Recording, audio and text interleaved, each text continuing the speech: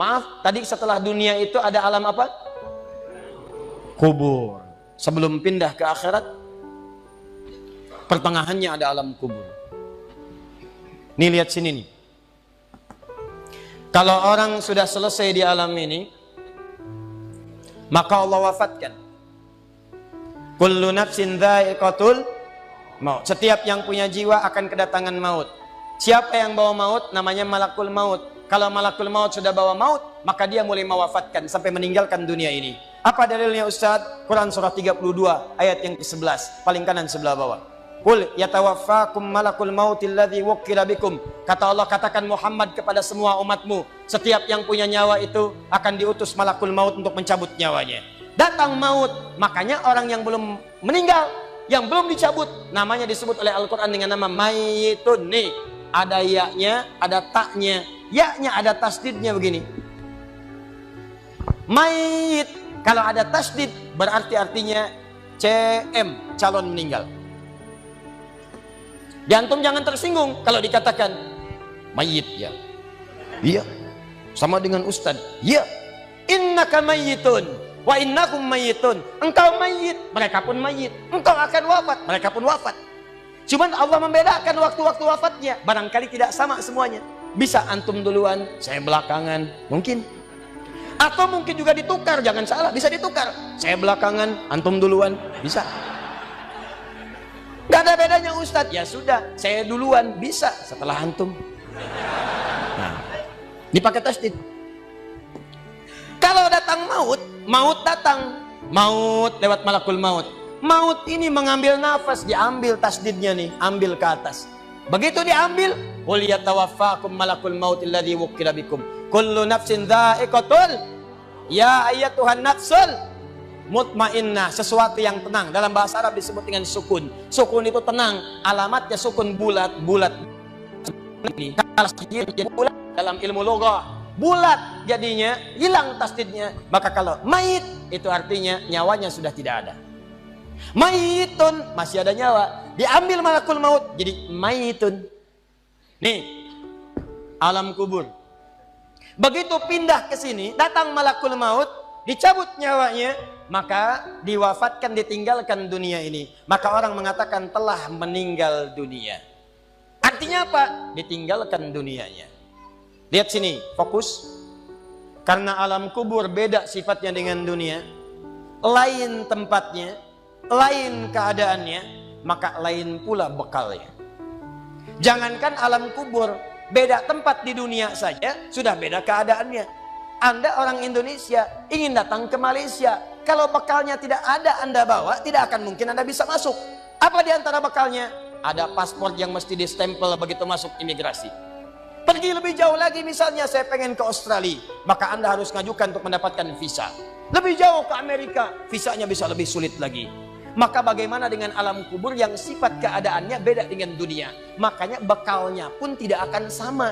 Jadi kalau Anda cuma mengumpulkan bekal dunia, maka semua bekal itu akan ditinggalkan saat di dunia. Maka orang mengatakan meninggal dunia, maksudnya meninggalkan dunia dengan semua bekalnya.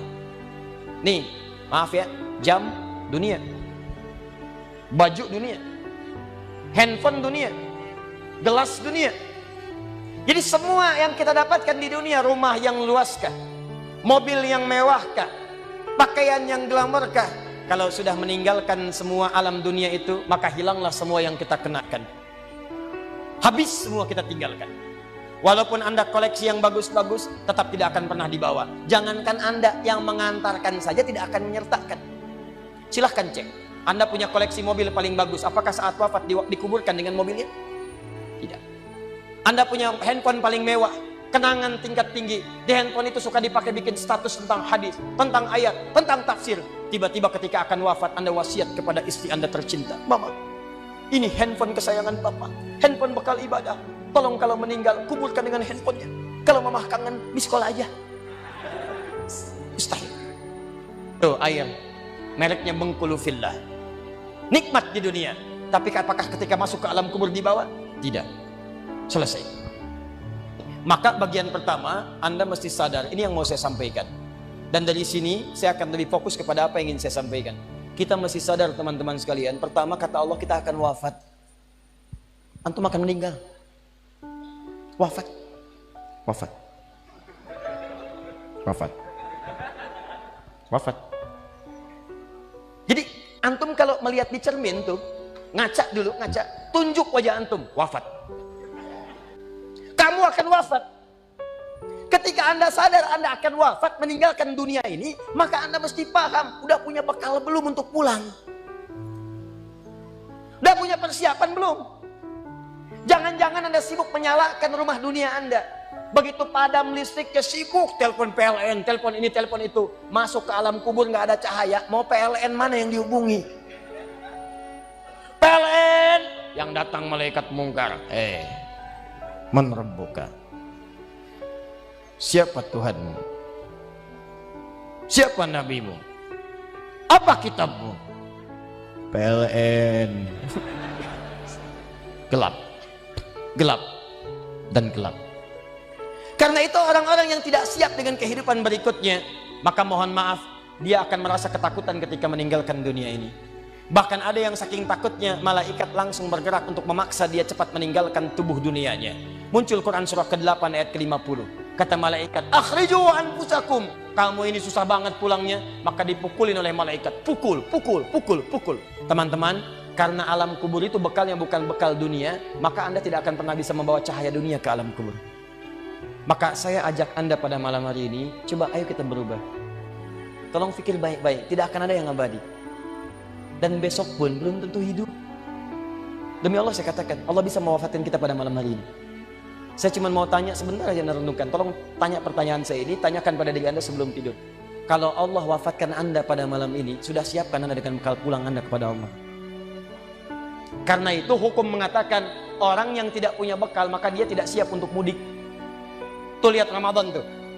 Ntar sebentar lagi, tersisa tinggal 2-3 bulan ke depan, datang bulan Ramadan. Begitu di ujung Ramadan, orang semua siap-siap mudik.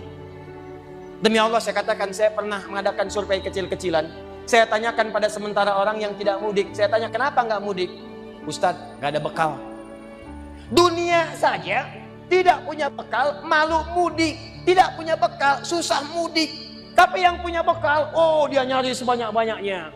Begitu sebelum berangkat, tiba waktunya raya, dia siapkan. Bahkan ada yang kemudian mencari motor terbaik. Motornya Honda bebek, bekalnya singa. Motornya bebek, bekalnya singa. Karena bekalnya lebih banyak dibandingkan dengan sifat kendaraannya. Kendaraan kecil, motornya modifikasi. Tambah lagi pelepah pisang. Tambah lagi dus satu. Tambah belakang yang lain lagi. Numpuk semua di belakangnya. Dituliskan kemudian tulisan, aku pulang sayang, jemput ya. Masya Allah. Luar biasa. Kenapa? Karena tahu dia punya bekal untuk pulang. Dan yang dikunjungi pun dihubungi terlebih dahulu. Aku mau pulang. Maka yang di sana menyiapkan segala perlengkapan untuk menyambut yang pulang. Silahkan cek. Begitu tahu akan ada yang pulang mudik, maka rumah dicet. Makanan diada-adakan. Semua dimunculkan. Bahkan yang tidak ada pun menjadi ada. Coba setahun sekali, luarnya kongwan, dalamnya rangginang. Idul Fitri. Anda pun begitu. Jadi kalau dunia saja punya sifat mudik, maka akhirat pun demikian. Orang-orang yang punya petanya cuma dunia saja, maka selesai hidupnya di sini. Kata Allah, nih saya berikan gambaran. Yang visinya cuma sampai sini, maka saya berikan semua kenikmatan dunianya seperti yang dia inginkan. Tapi begitu selesai ini, ditenggelamkan di alam kubur sampai kedalaman yang paling dalam. Turun ancaman. Allah tidak menginginkan semua manusia larut di sini. Tapi kata Allah, saya tidak maksa. Nih saya berikan gambaran kepada Anda. Kata Allah, turun surah Al-Humazah. Wailul likulli humazatin alladzi jama'a malahu wa yahsabu anna malahu akhlada. Kata Allah, hei yang terlampau sibuk dengan dunia. Suaminya sibuk cari harta, hitung lagi, hitung lagi, hitung lagi. Istrinya sibuk kumpul-kumpul dengan sesamanya, cuma membicarakan harta suami.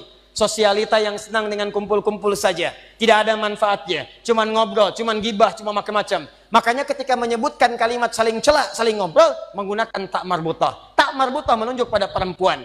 Wailul likulli humazatil lumazah, pakai tak, sedangkan tak sifat menunjuk pada perempuan. Muslim laki-laki, kalau ingin jadikan perempuan tambah tak di ujungnya, muslimah.